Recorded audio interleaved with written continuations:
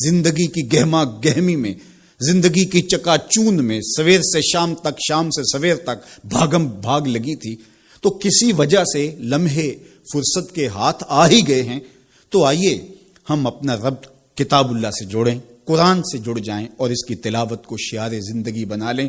گھر تو می خواہی مسلمہ زیستن، نیست ممکن جز بقرآن زیستن۔ اگر تو مومن بن کے، مسلمان بن کے جینا چاہتا ہے تو قرآن کے بغیر تیرا ایک لمحہ بھی نہیں بیت سکتا۔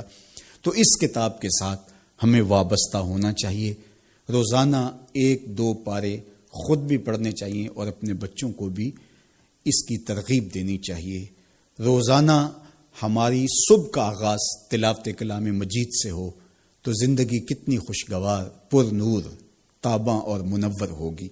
تو اس موقع پر میں مشورہ دوں گا کہ کتاب اللہ کے ساتھ جڑ جائیں اور یہ کتاب دیکھنا کہ کیسے موتی اچھال کے تمہاری گود میں ڈالتی ہے اور اللہ کی قربت کا ذریعہ ہے، ہمیں زندگی گزارنے کا اسلوب دیتی ہے اور حیات آفرین کتاب ہے۔ تو اس کے ساتھ ہمیں جڑنا چاہیے اور اس موقع سے ہمیں بھرپور فائدہ حاصل کرنا چاہیے۔ ایک بات میں یہ بھی عرض کرنا چاہوں گا کہ اس موقع پر خاص طور پہ ہمیں تھوڑا سا اپنا محاسبہ کرنے کے لیے بھی وقت مل گیا ہے۔ ہم اللہ کی معرفت حاصل کریں، اپنی زندگی کے مقصود اور مدعا کو سمجھیں کہ ہم کیوں تخلیق کیے گئے اور ہمیں فہم و فراست اور عقل و خرد سے کیوں نوازا گیا۔ تو وہ مقصد اگر ہم نے نہیں پایا تو اس موقع پہ ہمیں اپنا محاسبہ کر کے غور کرنا ہوگا اور اپنی زندگی کی راہوں کو درست کرنا ہوگا۔ اللہ کے حضور رجوع کریں، سچی توبہ کریں۔ ابھی تو ہم نے سوشل میڈیا پہ مختلف لوگوں کی موت کے رقص کو دیکھا، ہم نے الیکٹرانک میڈیا کے اوپر مختلف ممالک کی خبریں دیکھیں اور دل لرزنے لگے، اور جب اپنی آنکھوں کے سامنے ان لوگوں نے یہ مناظر دیکھے ہوں گے تو کیا عالم ان کا ہوگا اور کیا کیفیت ان پر بیتی ہوگی اور کس کرب سے، کس اذیت سے وہ گزرے ہوں گے۔ اور ہزاروں انسانوں میں سے کوئی ایک شخص آغوش موت میں اترا اور اس کی سسکیاں اور آخری لمحے اس کی تڑپ اور اس کی بے چینیاں اور اس کے خاندان کی محرومیاں اور ان کی آنکھوں سے برستے ہوئے آنسو دل لرزا دیتے ہیں۔ اور پھر آج کل تو نہ جنازے میں شامل ہو سکیں، نہ غسل اور نہ کفن نصیب ہو سکے، اور کس محرومی کا اس دنیا سے رخصت ہونا، تو انسان لرز کے رہ جاتا ہے۔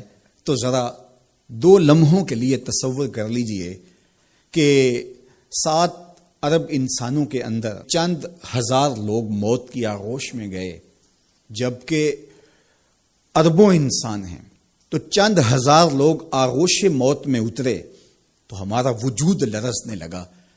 تو وہ لمحہ کتنا دردناک ہوگا جب یہ زمین بھی لپیٹی جا رہی ہوگی، جب آسمان بھی لپیٹا جا رہا ہوگا اور ہر ذی روح اس دنیا سے رخصت ہو رہا ہوگا، اور خوف قیامت اور قیامت کا وہ زلزلہ، وہ جھٹکا، اپنے اطراف میں دائیں بائیں آگے پیچھے لاشیں گرتی نظر آئیں گی، اور پھر جسموں کے پرزے اڑتے ہوئے دکھائی دیں گے۔ اذا زلزلت الارض زلزالها واخرجت الارض اثقالها وقال الانسان ما لها یومئذ تحدث اخبارها۔ وہ دار و گیر کے لمحے، وہ ایک خوفناک چنگھاڑ اور چیخ، وہ ایسا دن ہوگا کہ ہول قیامت سے پیدا ہوتے ہوئے بچے کے بال سفید ہو جائیں گے۔ وہ اتنا دردناک لمحہ ہوگا۔ تو وہ لمحہ بھی آنے والا ہے اور ہم سب لوگ آغوش موت میں اترنے والے ہیں۔